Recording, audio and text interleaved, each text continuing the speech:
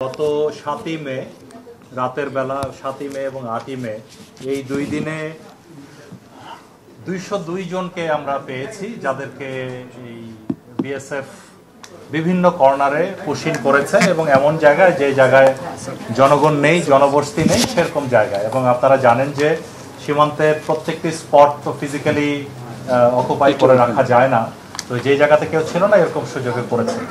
এই ২০২ জনকে ২০২ জনের মধ্যে আমরা পরে আমাদের মাননীয় উপদেষ্টার নেতৃত্বে আমরা আমাদের মন্ত্রণালয়ে মিটিং করে তারপরে সিদ্ধান্ত নিয়ে তাদেরকে পুলিশের মাধ্যমে, এসবির মাধ্যমে ভেরিফিকেশন করে যাদেরকে বাংলাদেশি পেয়েছি।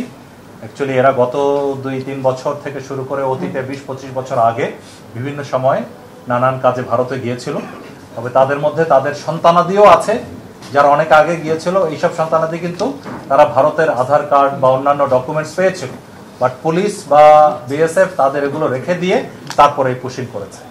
তো যাই হোক, এরপরে যেটা যাদেরকে বাংলাদেশি পাওয়া গেছে তাদেরকে প্রশাসনের মাধ্যমে তাদের নিজ নিজ এলাকায় প্রত্যাবর্তনের বিষয়টি প্রক্রিয়াধীন আছে।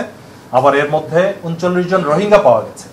এই রোহিঙ্গা যারা আমাদের এফডিএমএন ক্যাম্পে বিভিন্ন সময় রেজিস্টার্ড ছিল, কোনোভাবে ওরা পালিয়েছে ওদিকে, তো তাদেরকে আমরা ওই এফডিএমএন ক্যাম্পে আমাদের RRRC আর UNHCR এর মাধ্যমে তাদেরকে ক্যাম্পে ফেরত পাঠিয়েছি।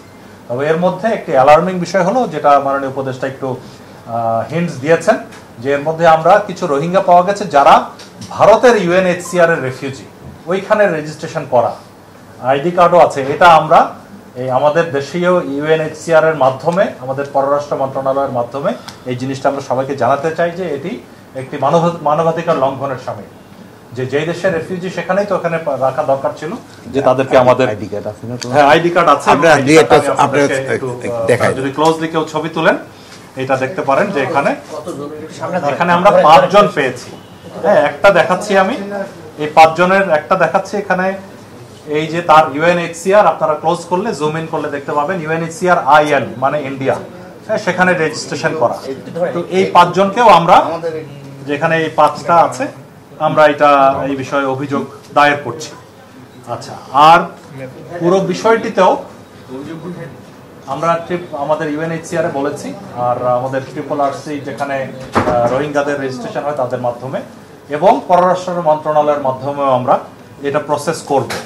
আর পুরো বিষয়টি তো আমরা বিএসএফ বরাবরের মতে ওরা কোনো স্বীকার করছে না যে এই বিষয়ে ওরা জানে না। এটা হয়তো তারা নিজেই চলে গিয়েছিল ভারতে, ওরা আবার নিজেই প্রত্যাবর্তন করেছে, এই ধরনের বলার চেষ্টা করছে। এটা আমরা মানছি না। আমরা ফ্ল্যাগ মিটিং করে প্রতিবাদ লিপি দিয়েছি এবং একই সাথে আমরা আমাদের পররাষ্ট্র মন্ত্রণালয়েও করেসপন্ডেন্স করে এই বিষয়ে ভারতীয় পররাষ্ট্র মন্ত্রণালয়ের সাথে যোগাযোগ করার কথা বলছি। তারা যদি বাংলাদেশি হয় আমরা গ্রহণ করব, এবং সেটা একটা ফর্মাল প্রসেসের মাধ্যমে হতে হবে, এভাবে লুকোচুরি করে দেওয়ার মধ্যে না। আর সেই সাথে আমরা জানতে পেরেছি যে খাগড়াছড়ি এলাকায় মূলত আরও প্রায় 200 থেকে 300 জনের মতো এই ধরনের শরণার্থী ওপারে আছে, যাদেরকে বিএসএফ পুশব্যাক করে দেওয়ার চেষ্টা করছিল। তো আমরা এই পেট্রোলিং বাড়িয়ে এবং সজাগ দৃষ্টি থাকার কারণে গত 2 দিন ধরে তারা চেষ্টা করছে, পারছে না। সো ওইদিকে এখনো আছে। আর ইতিমধ্যে আবার ওইদিকে গ্রাউন্ডে না পেরে আপনার সুন্দরবনের এদিক দিয়ে একটি মানে রিমোট একটি চর, মন্দারবাড়িয়া একটি চর আছে, সেখানে ওরা কোনো একটা ভারতীয় কোনো জাহাজের মাধ্যমে এসে আমাদের আরো 78 জনকে ওখানে ফেলে গেছে, যেটা কোস্টগার্ড তাদেরকে উদ্ধার করে, সেটা কোস্টগার্ডের এলাকা, উদ্ধার করে তাদেরকে নিজ এলাকায় পাঠানোর বিষয়টি প্রক্রিয়াধীন আছে।